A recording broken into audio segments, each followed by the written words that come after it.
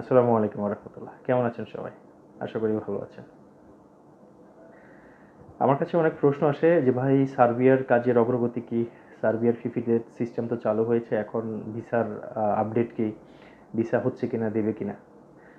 এরকম অসংখ্য প্রশ্ন আসে। আমাকে কমেন্ট করে, তারপরে আমার নাম্বার দেওয়া থাকে, আমাকে হোয়াটসঅ্যাপের মধ্যে অনেকে প্রশ্ন করে।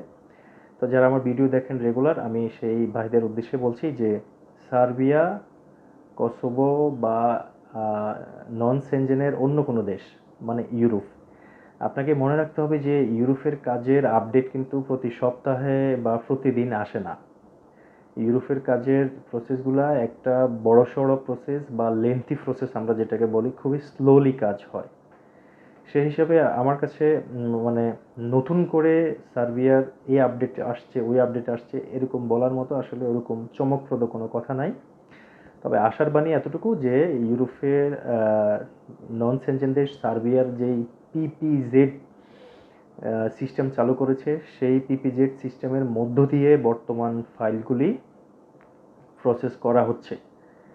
পিপিজেড কি সেটা জানার জন্য, বোঝার জন্য আমার এই চ্যানেলে সে রিলেটেড ভিডিও আছে। দয়া করে স্ক্রল করে ভিডিও লিস্টে যাবেন, গেলে ওখানে দেখতে পাবেন। হ্যাঁ, পিপিজেড কি জেনে নিন, এইভাবে শিরোনাম দিয়ে একটা ভিডিও আছে। তো এটা হচ্ছে আশার বাণী, যেহেতু পিপিজেড সিস্টেমে কাজ চালু হয়েছে, সেহেতু আমরা বলতে পারি যে আগের চেয়ে ভোগান্তি অনেক কম হবে। পিপিজেডের মাধ্যমে যখন আপনার তথ্যটা যাচাই বাছাই সাপেক্ষে তাদের ওয়েবসাইটে আপডেট হয়ে যাবে, তখন আপনাকে প্রুফ দেওয়া হবে। আপনি যাদের মাধ্যমে প্রসেস করাবেন তারা আপনাকে প্রুফ দিবে, প্রুফ দেওয়ার পরে আপনি নিজেও দেখতে পাবেন।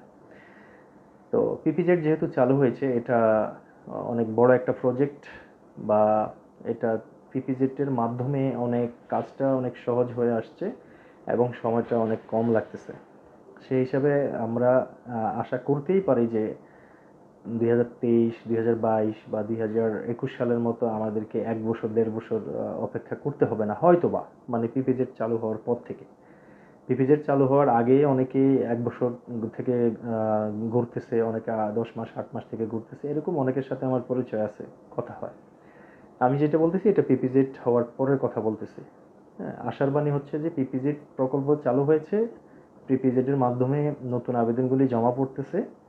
এটা হচ্ছে আশার বাণী। সেক্ষেত্রে আমরা বলতে পারি যে সময় খুব কম লাগবে।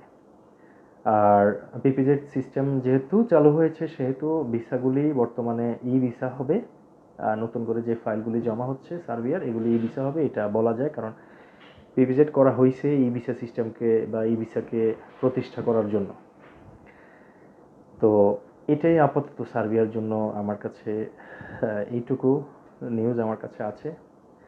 এর বাইরে গাল গল্প করে ভিডিও বড় করতে চাচ্ছি না। এরপরে যদি লেটেস্ট কোনো নিউজ বা কোনো খবর পাই, ইনশাল্লাহ জানাবো। সবাই ভালো থাকবেন, সুস্থ থাকবেন। আল্লাহ হাফিজ।